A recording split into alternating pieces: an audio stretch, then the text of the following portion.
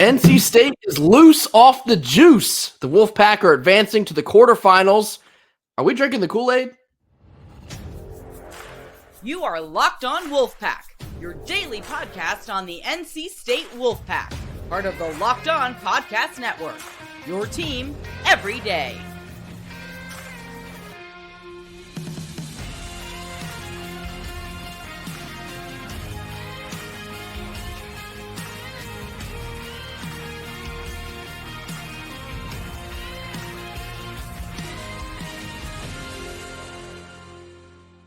What's up, Wolfpack Nation? It's time to get locked in with Locked On. Thanks for making Locked On Wolfpack your first listen each and every day. We are free and available wherever you get your podcast and on YouTube, part of the Locked On Podcast Network, your team every day. Today's episode is brought to you by Nissan. Are you the kind of driver that likes to push things just a little bit further? Do you ever wonder what adventure could be around the next corner? Take the Nissan Rogue, the Nissan Pathfinder, or the Nissan Armada and go find your next big adventure. Check all of them out today at nissanusa.com. Happy Thursday to all. As always, I'm Grayson Boone, joined by former Wolfpack defensive tackle Kenton Gibbs. Kenton, who was this team in the red uniforms, and what did they do with my NC State Wolfpack?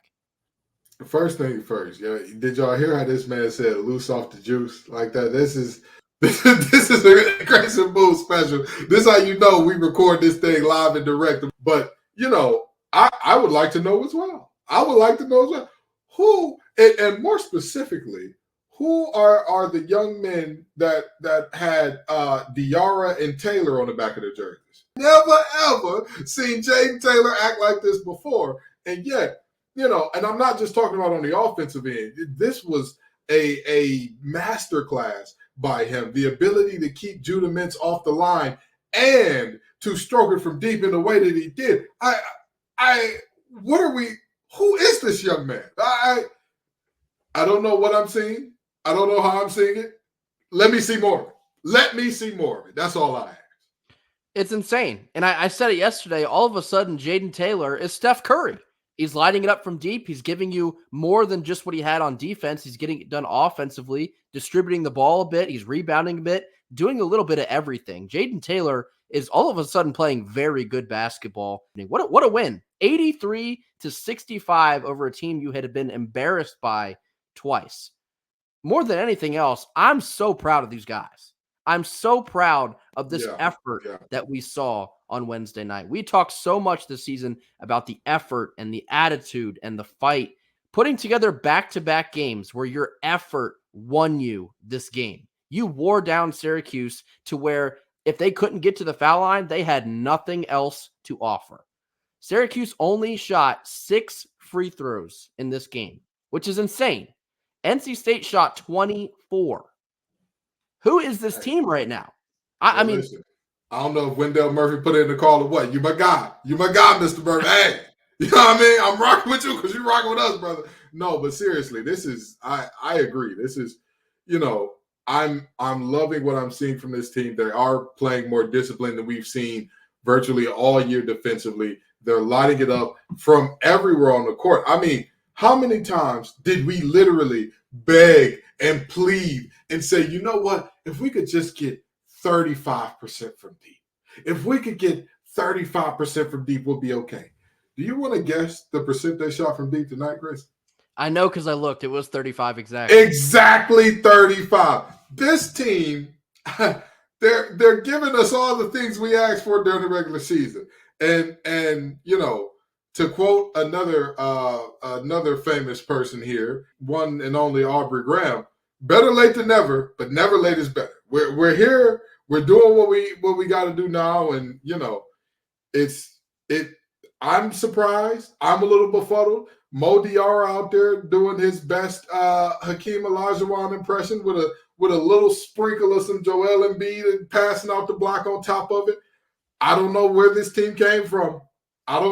This does not feel like the NC State team that we've seen all year. I'm going to be excited to see it while they're hot. That's all I got to say there. They often say that no one is more dangerous than a man that has nothing to lose. Well, right now, there's no team more dangerous than a team that has nothing to lose. They're out there having fun on national television. Can you believe that? Don't let Jim Boeheim hear that. Don't let Jim Boeheim hear that them boys having fun. Ernest Ross is giving everybody the 3 goggles on national television right in Jim Boeheim's face. This team is having fun all of a sudden. The struggles all year have been well documented. Here at the end of the season in the ACC tournament with your backs up against the wall, they are having fun and playing loose and getting the job done. That was some of the most fun basketball we've probably seen them play all season long. And what a time for that to be the case here. So just so proud. I talked just yesterday about these seniors. This is their last ride. They're playing like it. This team is playing like it. They have nothing better to do than to go out and just play loose. Just let it rip. And on back-to-back nights, they have gotten the job done. So it gives them another life. They have fought for another day. They get to dance again with Duke in the quarterfinals. I'm not saying we should drink the Kool-Aid. I'm not saying we get ahead of our skis here. I'm not going to lie to you, Grayson. It's crazy to me to think that this may be the law of averages at work here in terms of the way that we shot it so poorly all year. We knew that at some point you can't be this bad. Like, you can't be. And all of a sudden they said, yeah, we were just kind of saving it for the tourney. Sorry, friends. This is insanity. This is insanity. Michael O'Connell is known for running the offense, getting the passes. He knows how to make the entry pass. He knows how to, his court vision as well. He knows very good. He knows how to manipulate the defense as well with his eyes and his pacing. In this game, he said, if y'all don't know which way to go, I'll make it easy. Follow me. I'll lead us to the promised land. And lo and behold, you see a game like this from Michael O'Connell where you're asking him to start. You're asking him, hey, we know that you haven't been this guy all year. We know that you've been in a reserve capacity all year. But for him to be the second leading scorer in this game, wow. You talk about DJ Horn and you talk about the seniors.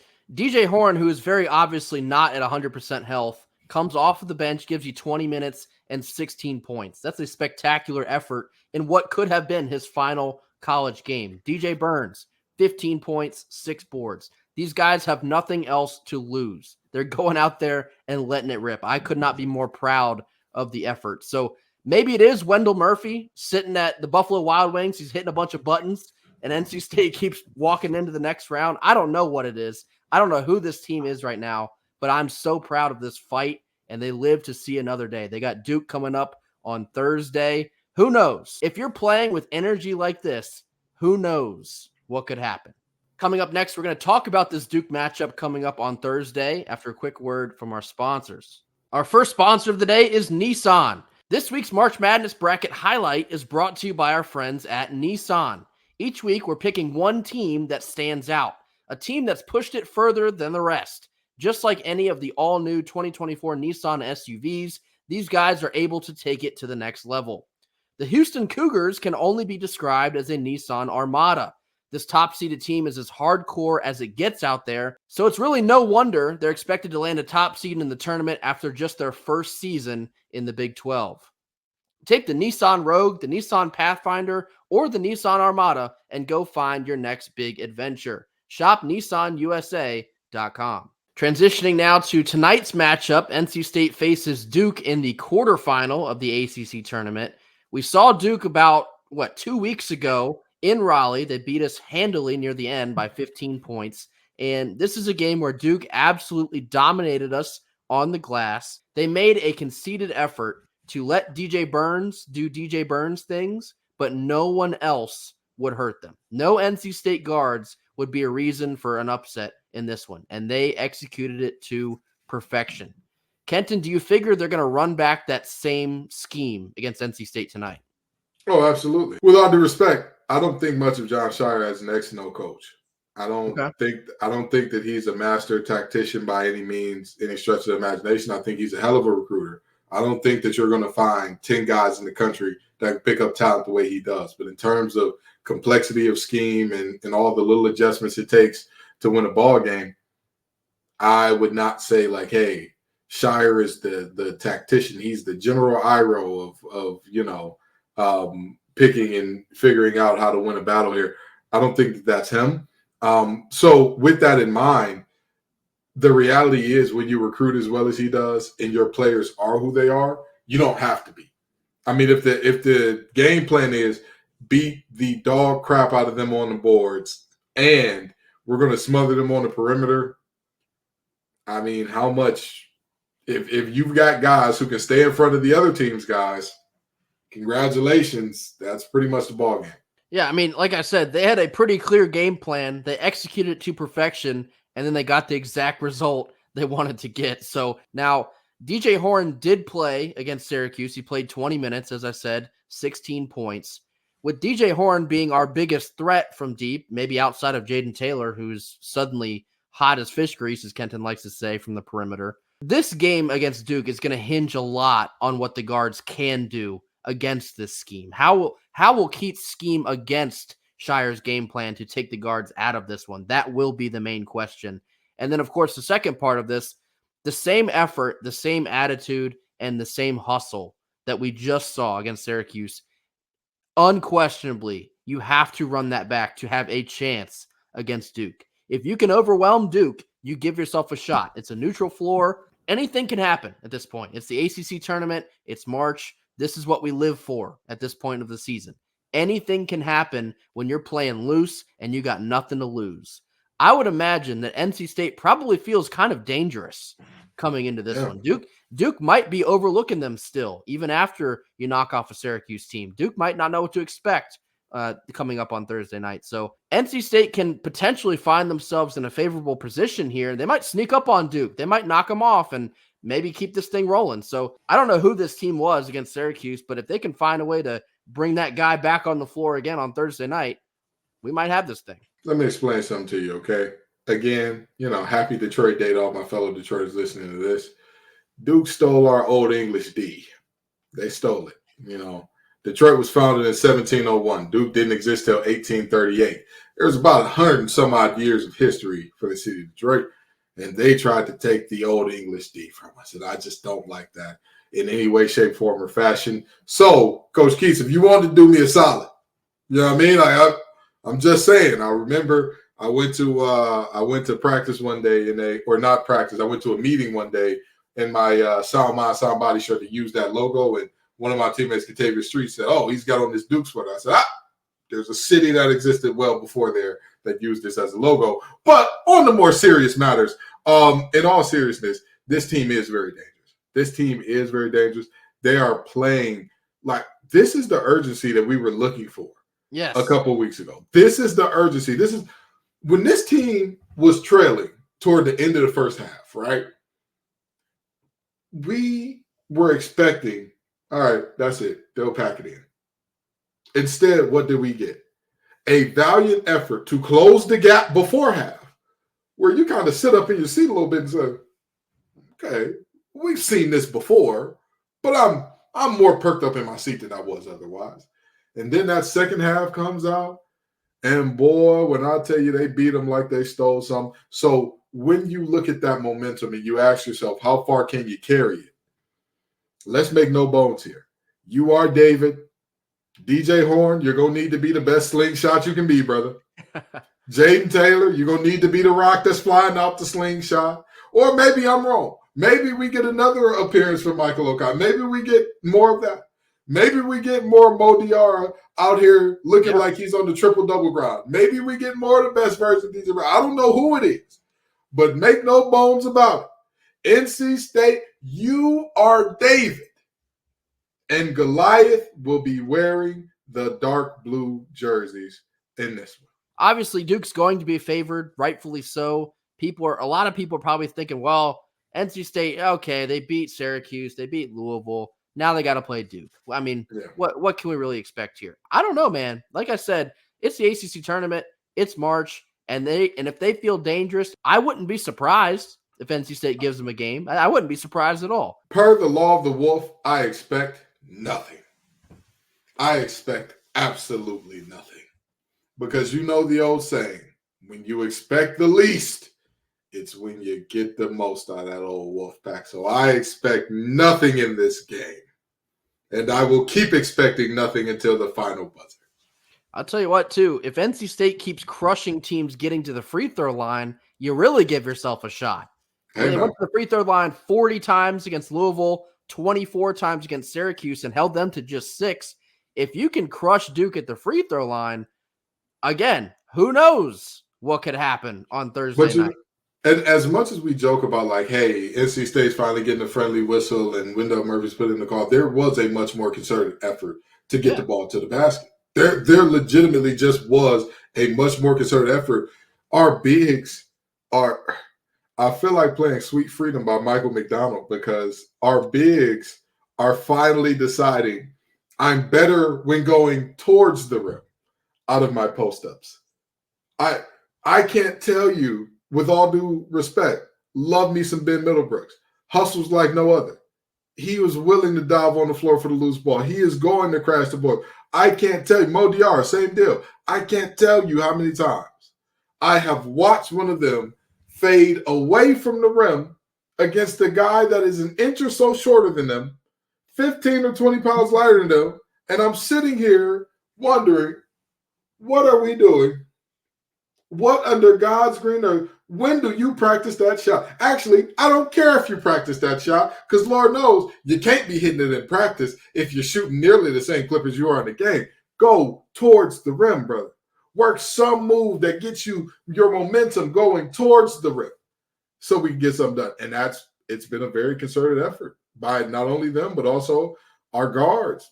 They're driving the lane. They're not settling for those jumpers, because we've seen games where we didn't make a 3, but we sure as hell took a ton of them. So, the concerted effort to get to the rim cannot be ignored in the uptick in free throws. NC State and Duke will face off in the quarterfinal this evening, another 7 p.m. tip in Washington, D.C. Duke is favored currently by 10.5. For NC State, just let it rip. This could be your last day again. Play like it. Play like you got absolutely nothing to lose. And from there, who knows? Might live to see one more day yet again. Can't wait to see what happens in the quarterfinal. Coming up next, we're talking about the interesting decision between the ACC and the Big 12 bowing down to the Big 10 and the SEC after a quick word from our sponsors. Our second sponsor of the day is Amazon Fire TV. Fire TV is the destination for sports, from live games to highlights to in-depth analysis. Fire TV offers amazing viewing experience with smart TVs, as well as the Fire TV stick that you can plug into your existing TV. Whether it's opening weekend for MLB or the NCAA tournament, you're going to want to have an Amazon Fire TV.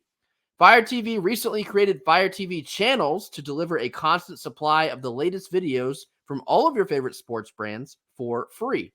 This actually includes all of us here at Locked On and most of the big pro leagues and college conferences as well. Fire TV channels lets you dive into all the game analysis, highlights, and more. Keep up on all the latest in the world of sports. Not to mention great news, entertainment, gaming, travel, and cooking videos as well for all of you chefs out there.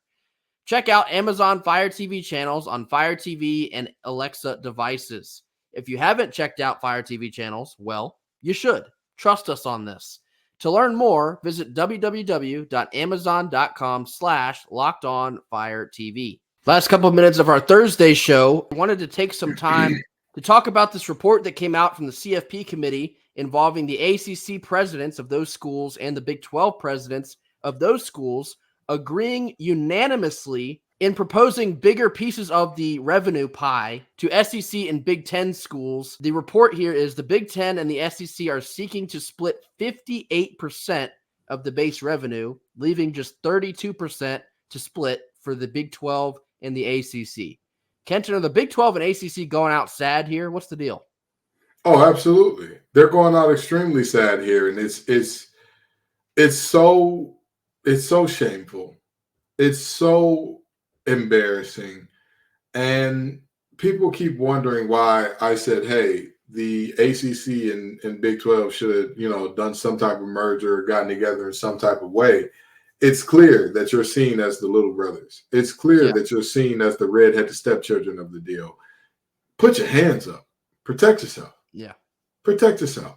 I want to know, and I know that, the most embarrassing part about this is because the presidents unanimously agreed upon it, right? I joked on Locked On ACC earlier today about That's going to be my first question to Jim Phillips at ACC Media Days. But the reality is, all the presidents accepted. Each and every president agreed to accept these terms, which I want to know what was said in that room. What was, in the words of the folks from Hamilton, I want to be in the room where it happens, because I want to know exactly how you come to the conclusion that this is what's best for your university. And I think you hit the nail on the head here. This move really sounds like the ACC and the Big 12 are kind of like, yeah, we are kind of irrelevant, and we know that. So you guys can just, if you want the bigger piece, yeah, it's cool. It's fine. I don't want the bigger piece anyway. We're cool with the scraps. You know how we get down. And that is kind of pathetic to me. That is. Hey, some people don't like the pie crust. I mean, the pie filling. Some people just like the crust. I'm a crust guy. So, you can just throw me the crust. Come on, man. And it's tough because I have often found myself on the other side of Florida State fans because they've been so adamant about they deserve this and they deserve that. Something like this from the ACC is like, maybe I see what Florida State's talking about here. Maybe I can get behind what they're getting at. But I know the other piece of this is the proposal to expand the CFP again from 12 to 14. The word on that is that was pretty much rejected from all the backlash that the Big 12 and ACC coaches gave them, rightfully so. I think that'd be a mistake. But this seems to me like it's moving in the wrong direction. I think there's potential for progress, but every time I see a new report, it's like, this feels like we're moving the wrong way here. Yeah, this is a soft chin move. This is a really soft chin move. What are we doing here? You've got to dig in your heels and be ready to fight. You got to be ready for a battle. And I get it. The ACC is fighting its own battles in other arenas. But if every AD, if every president, if every chancellor agreed, then that means that everybody looked around at the landscape and said there was nothing better out there. And I genuinely want to know why. Yeah. Why? Like, I get it. And trust me, I understand. The SEC and the Big Ten have in essence become super conferences. Yeah. That's the reality, right? Adding all of the best parts from these other conferences, taking Texas and Oklahoma from the Big 12, taking USC, Washington, Oregon, UCLA from the Pac-12. I get it. I do. But at some point in time, you still have to draw your dig your feet in the sand and say, we're here too. We play football too. Last time I checked, we had a winning record against the SEC last year. Rolling over in this way, waving the white flag before the fight even starts. Ooh. We're going to leave a little bit of meat on this bone. I think we're going to continue this discussion into Friday's episode. So that'll do it for us here on Thursday. As always, thank y'all so much for joining us. Be sure to hit that like button. Drop your comments down in the comment box. Tell us what you thought about NC State putting the beats on Syracuse and maybe their prospects about Duke here in the quarterfinal round on Thursday evening. Tell us how you think Duke might play NC State the same or maybe differently, and if NC State has a shot at knocking off Duke and moving on to the semifinal. And lastly, let us know what you think about the ACC and Big 12 kind of tucking their tail to the big dogs, the SEC and the Big 10, sadly. Tell us what you think about that. And if you have not already, be sure to hit that subscribe button. We're still climbing up to 1,500. We're still on pace for our goal, hitting 1,500 by the end of the month of March. Thank y'all so much for the support. And we ain't done here. Keep hitting that subscribe button. Tell a friend to do the same. We will see you all tomorrow. Until then, go Pack. Go Pack.